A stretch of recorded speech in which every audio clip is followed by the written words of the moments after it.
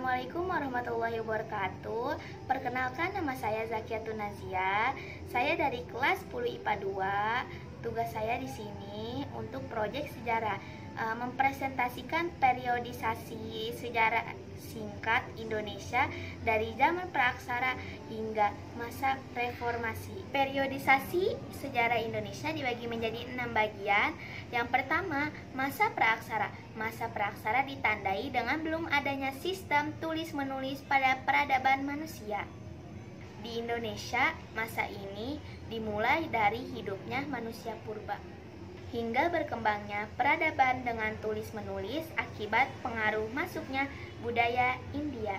Prasasti tertua yang menunjukkan berakhirnya masa praaksara adalah Prasasti Yupa dari Kutai yang berasal dari abad ke-5 Masehi.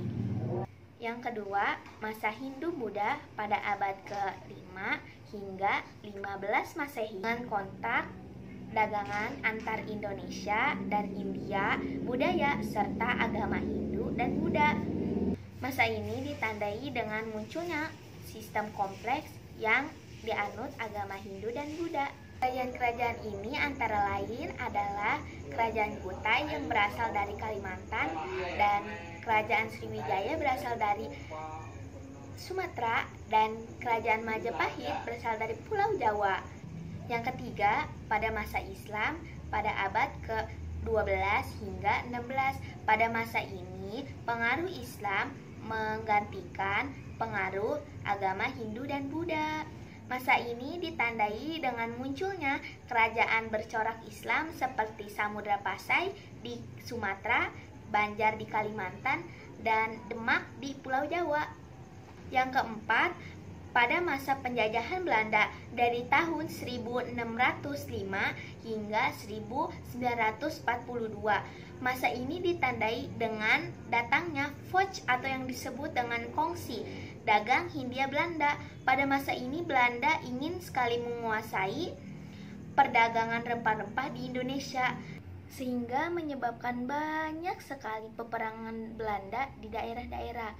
Yang kelima, masa penjajahan Jepang pada tahun 1942 hingga 1945. Pada masa ini, penjajahan Jepang menggantikan Belanda sebagai penjajahan. Jepang berlangsung dalam masa Perang Dunia Kedua. Penjajahan ini berakhir dan Indonesia memproklamasikan kemerdekaannya. Yang keenam, pada masa kemerdekaan 1945 hingga masa reformasi atau yang disebut juga dengan masa sekarang. Indonesia memperoleh kemerdekaan setelah para pendiri bangsa memproklamasikan kemerdekaan Indonesia. Namun perjuangan tidak berhenti karena Indonesia harus mempertahankan kemerdekaan dari agresi militer Belanda yang ingin menguasai Indonesia. Indonesia yang merdeka baru diakui Belanda setelah pengakuan kemerdekaan Indonesia pada Konferensi Meja Bundar pada tahun 1949. Pada masa kemerdekaan dapat dibagi lagi menjadi 5 bagian. Yang pertama, pada masa perjuangan mempertahankan kemerdekaan pada tahun 1945 hingga 1949. Perang Kemerdekaan Proklamasi, Undang-Undang 45 dan Pancasila, Proklamasi Kemerdekaan, Sidang-sidang PPKI, perjuangan awal, dukungan terhadap proklamasi, perebutan kekuasaan dan senjata, menyusun kekuatan pertahanan keamanan. Perang dan diplomasi menghadapi agresi militer Belanda, menumpas pemberontakan komunis, menghadapi agresi militer Belanda II, akhir perang kemerdekaan dan pengakuan kedaulatan. Yang kedua, pada masa demokrasi liberal pada tahun 1949 hingga 1959.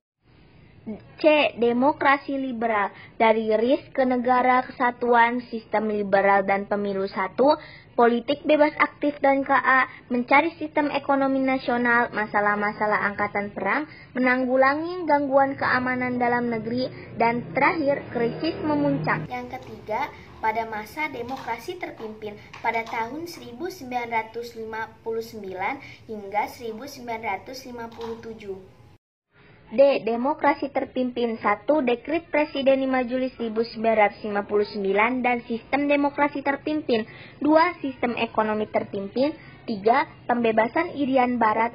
4. Politik luar negeri poros dan konfrontasi.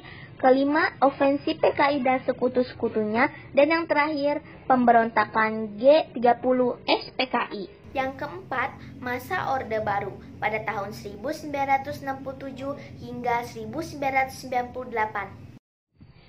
Orde Baru. 1. Surat Perintah 11 Maret 1966. 2. Stabilisasi politik. 3. Stabilisasi ekonomi. 4. Repelita. Kelima, integrasi dui fungsi ABRI dan tugas internasional keamanan dalam negeri. Keenam, oposisi terhadap Orde Baru petisi 50. Dan yang terakhir, pada masa reformasi pada tahun 1998 atau yang disebut juga dengan masa sekarang. Demikian sekiranya yang bisa saya sampaikan, kurang lebihnya mohon maaf, semoga bermanfaat. Akhirul kalam, dan saya ucapkan terima kasih. Wabillahi taufiq wal hidayah. Wassalamualaikum warahmatullahi wabarakatuh.